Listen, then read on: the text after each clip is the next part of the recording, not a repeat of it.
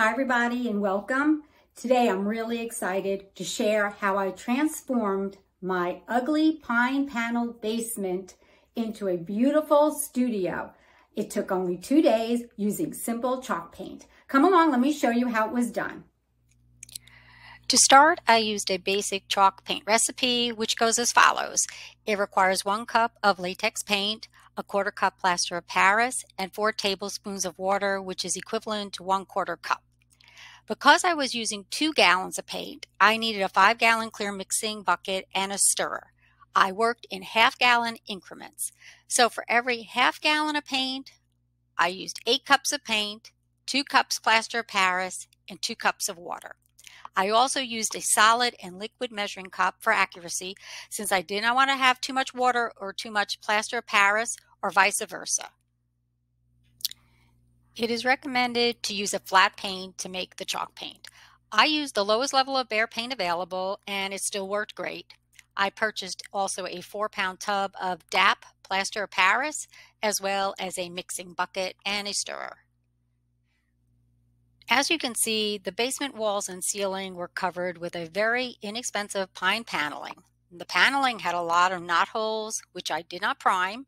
Also, there were holes and cracks throughout the paneling, as well as seams I did not smooth out.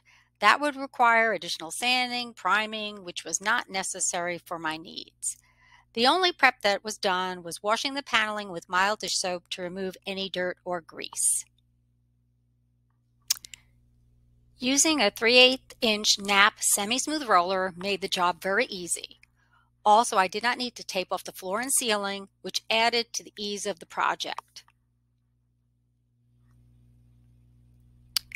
Since plaster of Paris will absorb water over time, it can cause the paint to develop lumps. So it's best to use all the paint you've prepared in one session.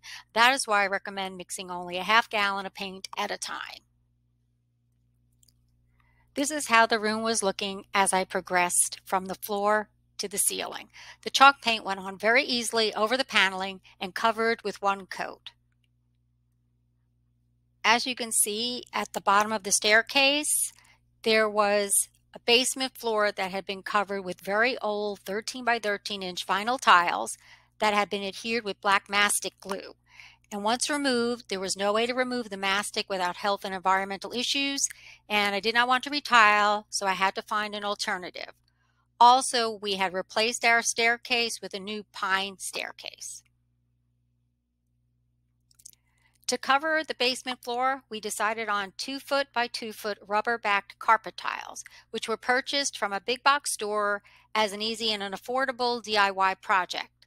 The rubber backing blocks moisture and they can be easily cleaned, and individual tiles can be replaced if needed. The new pine staircase got a coat of Watco, dark walnut, Danish oil, and new self-stick carpet treads were installed. Here is the completed project.